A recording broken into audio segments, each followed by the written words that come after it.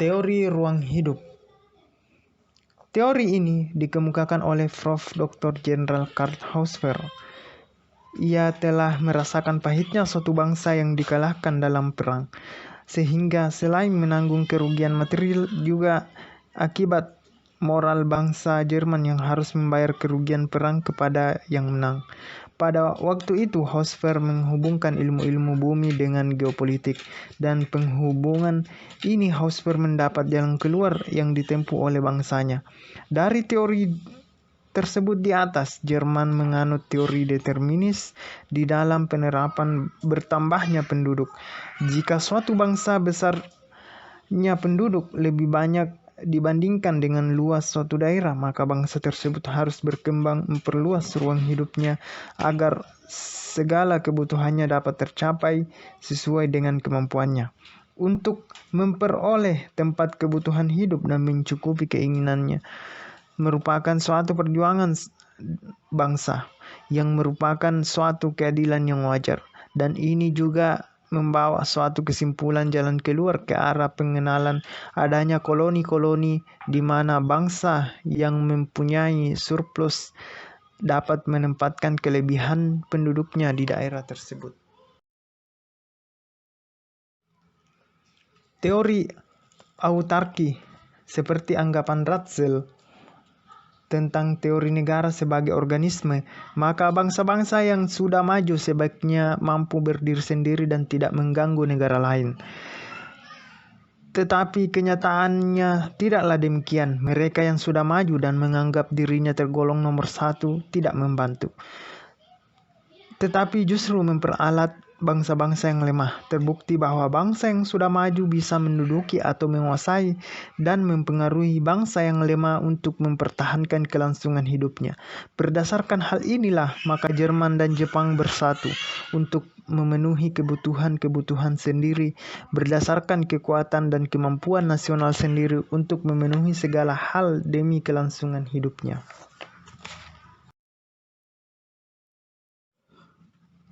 Teori Pan-Regen. Dengan mempersatukan teori Lebensraum dan prinsip-prinsip yang terkandung di dalam negara autarki, maka diputuskanlah teori baru yang terkenal dengan teori Pan-Regen. Menurut Hausfer, di dunia ini ada 4 kekuatan yang didasarkan pada teori satuan wilayah, yaitu 1. Teori satuan wilayah Eropa dan Afrika di bawah kekuasaan Jerman, teori satuan wilayah Amerika Utara, Amerika Tengah, Amerika dan Amerika Selatan di bawah kekuasaan Amerika Serikat. 3. Teori satuan wilayah Rusia, Siberia, India di bawah kekuasaan Uni Soviet. 4. Satuan wilayah Asia Timur dan Australia di bawah kekuasaan Jepang. Adanya teori yang seolah-olah ilmiah tersebut mendorong negara-negara yang disebut di atas untuk menjajah negara lain. Teori Pan-Regen sama sekali tidak membantu masalah baik pada zamannya maupun di zaman lainnya.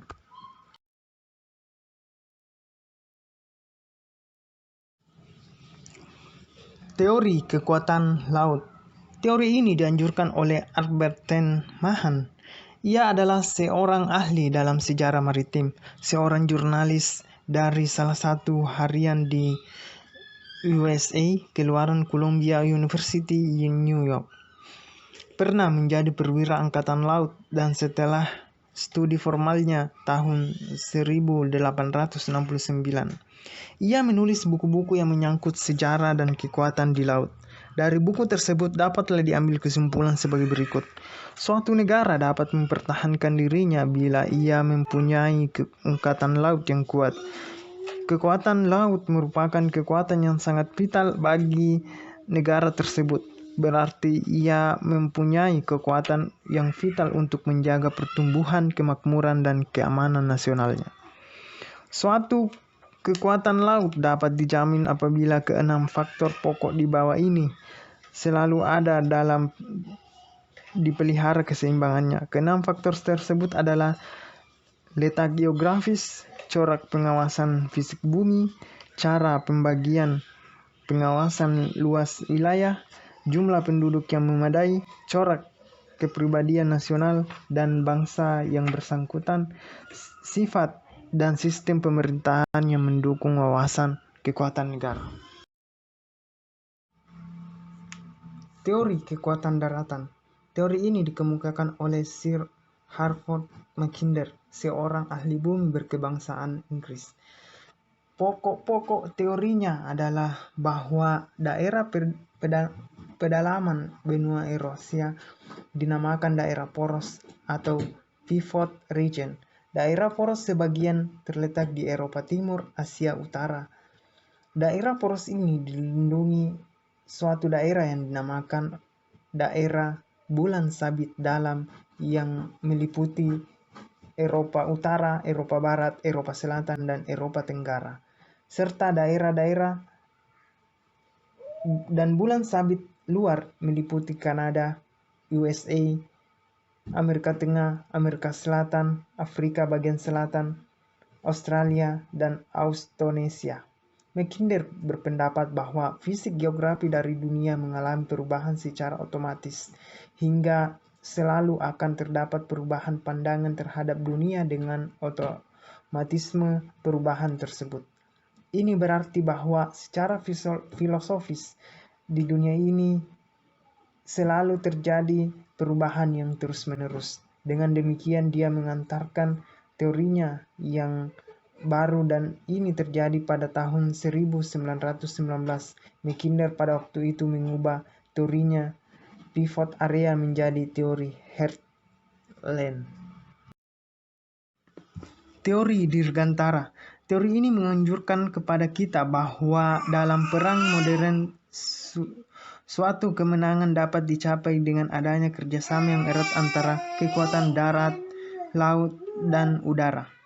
Penganjurnya adalah Gillow Dodge dan William Michael, yang mana dalam hal ini Dodge berpendapat bahwa pesawat terbang merupakan penyerang yang dapat diutamakan dalam peperangan yang dewasa ini bersifat peperangan total, dan kemenangan peperangan dapat dicapai tidak saja oleh faktor kekuatan fisik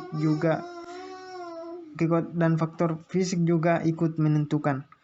Kekuatan angkatan udara lawan harus diusahakan dilumpuhkan di lapangan udara sendiri. Seluruh kekuatan udara harus dikerahkan dalam permulaan perang, dan dalam keadaan kekuatan udara berada dalam keadaan ofensif, maka angkatan darat harus menunjang, dan kemudian dalam keadaan stamina angkatan udara turun. Angkatan darat telah disuplai dalam posisi defensif, dan dengan jalan ini kemenangan di udara dengan jalan pemboman secara terus-menerus dengan penggunaan bermacam-macam tipe pesawat terbang. Suatu konsentrasi penyerangan secara mutlak ini hanya dapat dilakukan bila mana terdapat suatu koordinasi yang baik antara angkatan darat, laut, dan udara.